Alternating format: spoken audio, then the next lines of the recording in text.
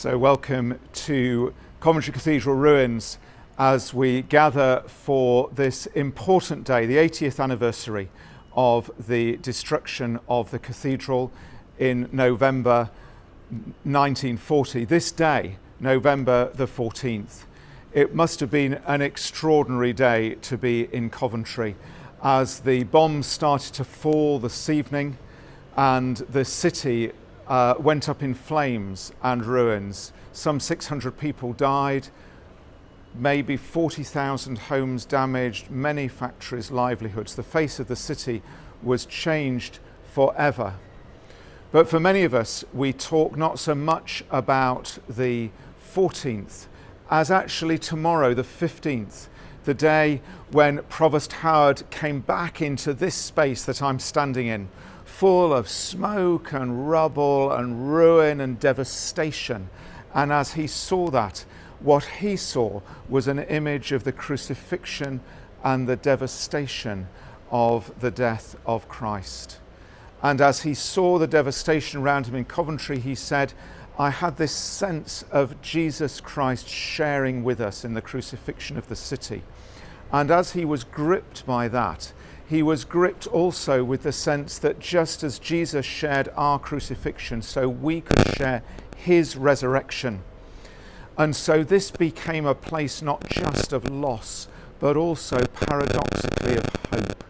And we continue 80 years later to offer that message to the world, solidarity in loss, but also an invitation to a community of hope.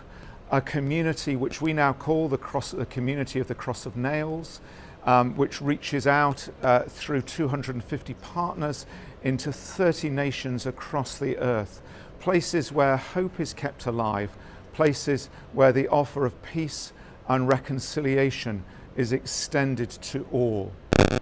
So today we share with our partners across the world and here in Coventry, in the cathedral, in the city, in the diocese, with a message not just of shared loss, but of shared hope.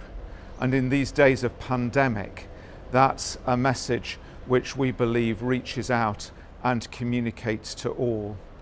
Behind me is the replica of the charred cross and the altar made from fallen stones. The two words, Father, forgive.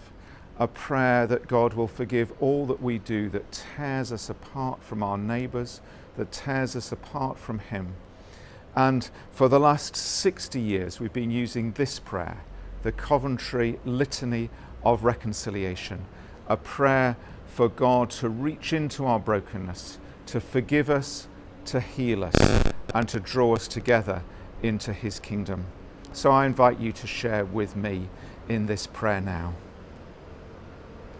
All have sinned and fallen short of the glory of God.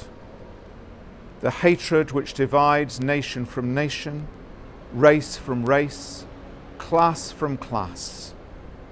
Father, forgive. The covetous desires of people and nations to possess what is not their own. Father, forgive. The greed which exploits the work of human hands and lays waste the earth. Father, forgive.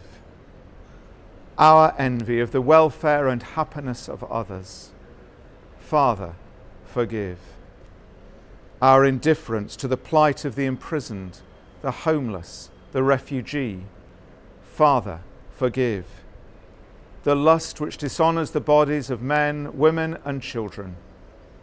Father, forgive. The pride which leads us to trust in ourselves and not in God. Father, forgive. Be kind to one another, tender-hearted, forgiving one another as God in Christ forgave you. Those words lead us from despair to hope, from death to life, from hatred to love. May they continue to do that for you and for each of us, now and always. Thank you so much for sharing in this litany, in this prayer for God to lead us forward.